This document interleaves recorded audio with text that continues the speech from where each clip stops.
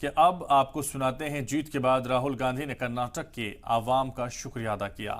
कहा है कि कर्नाटक के आवाम की जीत है। कर्नाटक में नफरत का बाजार बंद हो गया है और मोहब्बत की दुकानें खुल गई हैं। कर्नाटक के चुनाव में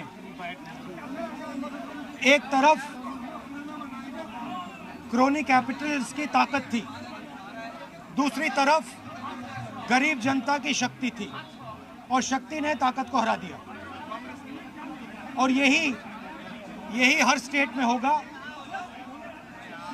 कांग्रेस पार्टी कर्नाटक में गरीबों के साथ खड़ी हुई। हम गरीबों के मुद्दों पर लड़े और मुझे सबसे अच्छी बात यह लगी कि हमने नफरत से, गलत शब्दों से ये लड़ाई नहीं लड़ी।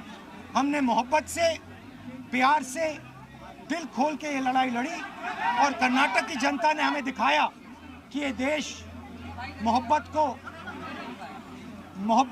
इस देश को अच्छी लगती है।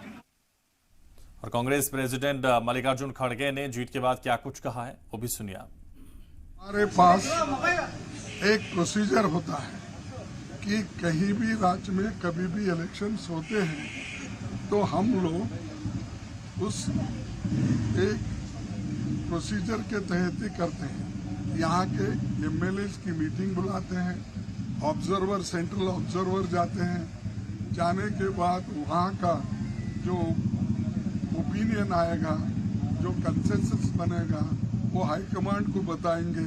हम लोग उसमें सभी रहेंगे, राहुल जी रहेंगे, सभी लोग मिलके निर्णय वो लेंगे। वो बाद में की बात है।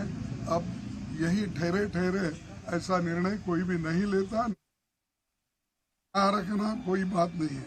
अब हमारे एमएलए उतने सक्षम है, यूनाइटेड है और कमिटेड है।